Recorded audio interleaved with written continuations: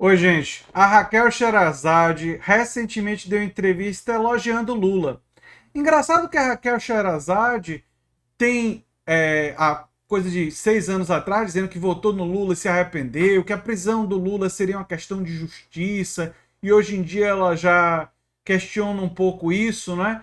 Mas ela recentemente foi analisar a participação do Lula no Podpah, nesse podcast, e foi extremamente elogiosa, né? Foi assim, enfim, vamos ver e depois tecer alguns comentários. Ele atrai muito o público jovem, um público bastante jovem. Né? E Lula soube bem aproveitar essa audiência desse público, falar com esse público, que é uma fatia muito importante do eleitorado brasileiro. Uma outra coisa que me chamou a atenção, se você me permite, Fabiola, nessa entrevista, foi o reconhecimento que Lula fez quanto ao seu maior desafio nessa eleição. Lula sabe que o principal obstáculo não é Bolsonaro ou uma terceira via. A grande questão do Lula é a antipolítica. Né? A política ela tem sido vista há alguns anos como algo sujo, como algo criminoso, como uma prática que as pessoas puras, as pessoas de bem, as pessoas. E quem será que contribuiu para que a política fosse vista toda dessa maneira e realizou uma forte contribuição para a antipolítica? Será que teve alguma pessoa com o nome Raquel e sobrenome Sherazade que talvez tenha contribuído para isso? Eu acho que o público vai me ajudar nos comentários, porque eu acho que teve. Eu tenho uma. Mas eu fico com essa impressão. Não sei se vocês têm a mesma impressão que eu, que teve essa figura no cenário nacional que ajudou a contribuir para essa narrativa. Se está se arrependendo disso, é uma coisa boa. Mas talvez por eu ser historiador, eu não consigo esquecer o passado, embora e também vamos reconhecer a mudança, né? Mas é uma mudança que não dá para ter aquela confiança, não dá para ter aquela confiança, porque alguém que muda tanto em tão pouco tempo pode mudar de novo, né? Mas enfim, vamos continuar ouvindo. Limpas, elas precisariam tomar distância dessa política. Então, na entrevista, eu acho importante que Lula chama as pessoas a participarem da política, né? Não só a crítica à política, mas também participar da política. O que eu acho que ele faz muito bem. Faz bem para a campanha dele, esse chamamento, e faz bem para a democracia do nosso país. Porque eu concordo, não há como conceber a democracia. Vocês ouviram direito? Ela disse que uma declaração do Lula faz bem para a democracia do nosso país. Rapaz, poucos elogios são tão assim profundos, né? Essa fala do Lula de chamar as pessoas para participarem da política e participarem do processo político é uma coisa muito positiva. Poxa, rapaz, interessante isso. Vamos ouvir mais. Sem a participação democrática, ou seja, sem a participação do povo. Se as pessoas não vão às urnas, se elas não participam da política, então a política acaba sendo terceirizada, né, sendo exercitada por terceiros. Isso a gente já viveu. Viveu na ditadura militar, com voto indireto, com os governadores e os prefeitos biônicos. Isso a gente não quer mais. Naquela época, os nossos. Agora ela vai numa tangente de bater na ditadura militar e nas viúvas da ditadura. Estamos juntos nessa luta contra a ditadura, Raquel. Mas tem gente aqui que começou a crítica ao bolsonarismo há muito tempo, né? Talvez você conheça o Aroeira, que já denunciava o bolsonarismo na década de 90, né? E muitas outras pessoas fizeram essa denúncia lá atrás. Mas enfim, e essa viuvez da ditadura é uma coisa meio complicada na política brasileira. Mas vamos continuar ouvindo. Direitos políticos foram sequestrados, a nossa democracia foi sequestrada da gente. Então, eu achei muito importante esse chamamento do Lula, o chamamento à participação política. Achei muito conveniente, porque Fabiola, nós somos entes políticos. Todos nós somos entes políticos. Estejamos nós engajados na política partidária ou não, somos entes políticos. Nós somos corresponsáveis pelos políticos que nós elegemos ou aqueles que nós deixamos de eleger. É tudo nossa responsabilidade. Não tem como a gente terceirizar isso. Eu sempre bati muito nessa tecla, Fabiola.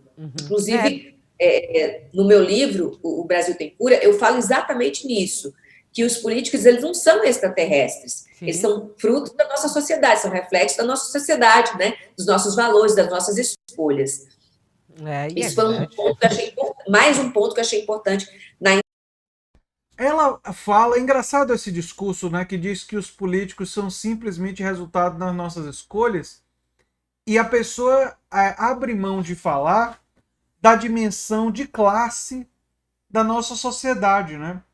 Como se as oligarquias e o povo pobre tivessem igual responsabilidade na qualidade dos políticos que nós temos.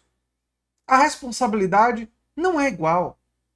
Você não pode responsabilizar uma pessoa que nasceu na pobreza e que teve pouquíssimo acesso ao mínimo de recursos e às vezes passou gerações, os pais e os avós, vem num ciclo intergeracional de pobreza, e de achar que é essa pessoa que foi incutida na cabeça dela muitas vezes que ela não deveria ter, não teria oportunidades. Nós viemos de uma tradição escravocrata.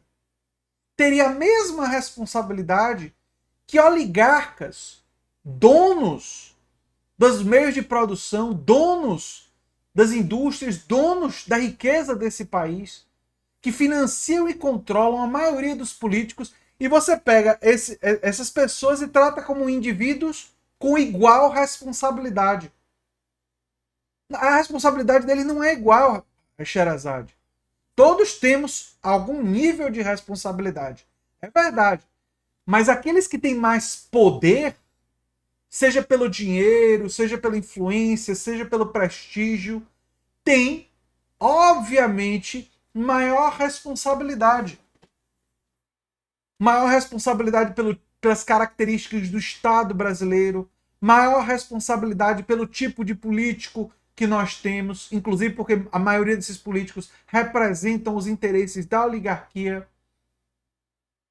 Tem maior responsabilidade quem financia as campanhas num sistema como o brasileiro, controla muito do sistema político, e a responsabilidade desses é muito maior do que a responsabilidade de pessoas cuja ideologia muitas vezes e as circunstâncias foram engendradas por um sistema hierárquico e autoritário. Mas enfim, vamos terminar de ouvir o que ela tem a dizer. Entrevista do Lula. Você quer que eu elenque mais algum? Não, eu acho importante. A gente tá decisivo aqui. A gente está até na nossa enquete aqui no YouTube nesse momento, tem muita gente comentando aqui conosco. Na nossa enquete está o seguinte: está falando justamente sobre essa aliança. Até queria a tua opinião sobre isso, Raquel. A aliança que o Lula e o Alckmin podem fechar. Eles devem ter mais um encontro nos próximos dias. Estão soltando aqui e ali, né? O Lula fala: olha, o Alckmin é um tucano que olha para os pobres. O Alckmin participou de um encontro lá com as centrais sindicais e falou, quem sabe, talvez, né? E até a gente colocou aqui, você acha que uma aliança, a gente colocou essa enquete, você acha que uma aliança com o Alckmin favorece ou prejudica a possível candidatura de Lula em 2022? E boa parte está dizendo que o quê? Favorece, 74% disseram que favorece. Você acha que seria uma boa, uma aliança? Seria uma boa para quem? Para Lula ou para Alckmin? Uma aliança Alckmin-Lula? Para ambos, né? As estratégias eleitorais indicam, né, que quando você faz aliança, você tem que fazer aliança com os diferentes, não com os iguais. O Lula atrai o voto da esquerda. O Lula atrai o voto do petista e daqueles que se identificam com a ala progressista da sociedade. O Alckmin já conversa com a ala mais tradicional da sociedade. Então, você seria unir o útil ao agradável, falando aí de estratégia política. Aqui ela reproduz simplesmente o senso comum de que você deve buscar um vice que atrai votos diferentes daqueles que você já tem. O Bolsonaro escolheu o general Mourão e ganhou a eleição mesmo assim. Enfim, eu não sou absolutamente persuadido por essa ideia, e especialmente quando você ignora os problemas que um candidato a vice pode trazer, né? Então, me parece uma visão que ela reproduz apenas do senso comum. Agora, que foi interessante ela elogiar tanto o chamamento de Lula, a participação dos jovens e tal. Isso foi curioso isso, para não dizer o mínimo, né? Eu sou André Teixeira Jacobino, canal Nova Máquina do Tempo. Se você gosta do que a gente faz aqui na Nova Máquina do Tempo, se inscreva, dê um like, compartilhe. E a gente se vê no próximo vídeo. Tchau, tchau, gente.